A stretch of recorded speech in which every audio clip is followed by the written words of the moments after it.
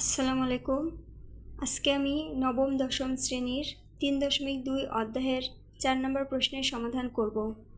এখানে প্রশ্নে দেওয়া আছে, যদি a cube minus b cube equal to 513 এবং a minus b equal two 3 হয়, তবে ab এর মান কত? সমাধান। প্রথমে আমরা লিখব, দেওয়া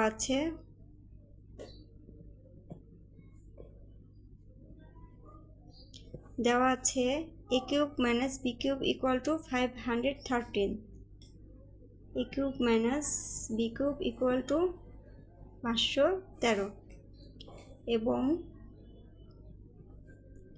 a minus b equal two 3। এখন আমরা এই রাশি থেকে কাজ শুরু করব, সেজন্য এটা আবার লিখতে হবে। তাহলে লিখি, এখানে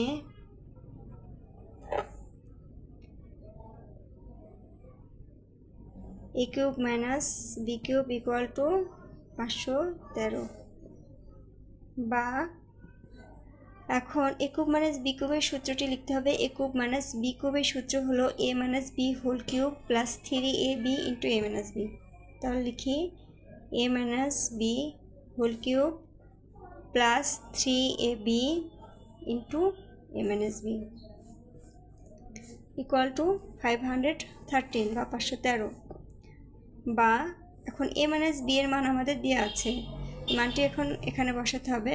a মাইনাস b এর মান 3, তাহলে a মাইনাস b এর জায়গায় 3 বসালাম, 3 তার উপরে cube plus 3ab into a minus b এর মান দেওয়া আছে 3 ইকুয়াল টু ডান পাশে 513। বা এখন 3 কিউব অর্থাৎ 3টা 3 গুণ করলে 3 3 9, 3 9 27, তাহলে এখানে লিখব 27। বা এখানে 3ab এবং 3 গুণ করলে হবে 9ab ইকুয়াল টু 513।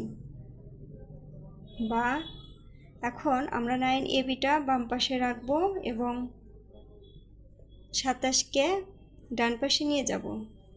তাহলে নিয়ে আসলাম, এখানে মিস্টেক হয়ে গেছে, তাহলে নিয়ে আসলাম।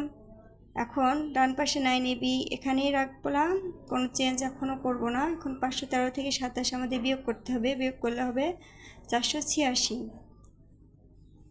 এটা আমরা রাফে করে নিতে পারি, করে নিতে হবে, আপনারা করে নেবেন। এখান থেকে 513 থেকে 27 বিয়োগ করলে 486 হয়। বা এখানে আমাদের ab এর মান বের করতে বলেছে, সেজন্য আমরা abটা বাম পাশে রাখবো এবং 9কে ডান পাশে নিয়ে যাব। এখন ডান পাশে আমাদের 486 আগে থেকে ছিল, 9টা এখন ডান পাশে নিয়ে আসলে ভাগ হয়ে যাবে। কারণ কোনো কিছু যদি গুণ অবস্থায় থাকে, এক পাশে থেকে তাকে আরেক পাশে নিলে সেটা ভাগ হয়ে যায়, তাহলে 9 দিয়ে 486কে ভাগ করতে হবে। বা ab ইকুয়াল টু 9 দিয়ে 486কে ভাগ করলে হয় 54 অর্থাৎ 54। এখন ভাগটা আমি দেখিয়ে দিচ্ছি। তাহলে 9 দিয়ে আমরা 486কে কীভাবে ভাগ করতে হবে এবং ভাগ করলে কী হয় সেটা আমি দেখে দিচ্ছি। 9 দিয়ে 48-এর মধ্যে যাবে, 4-এর মধ্যে যাবে না, 48 ধরতে হবে। 48-এর মধ্যে গেলে হবে 5 9 45।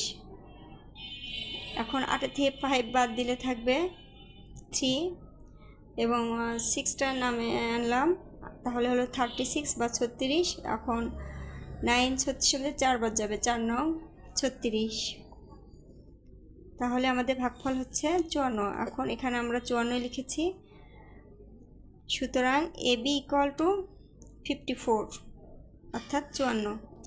এখানে আমাদের প্রশ্নে বলেছে এই মান দুটি দেওয়া আছে, ab এর মান নির্ণয় করতে হবে। এখন আমরা ab এর মানটা পেয়েছি, এটাই আমাদের অ্যান্সার। এখন আমরা লিখব অ্যান্সার 54 অথবা ab ইকুয়াল টু 54। এখানে আমি আমার ভিডিওটি শেষ করছি। আমার ভিডিওটি যদি আপনাদের ভালো লাগে তাহলে অবশ্যই সাবস্ক্রাইব করবেন এবং পাশাপাশি লাইক এবং কমেন্টস করবেন। আসসালামু আলাইকুম।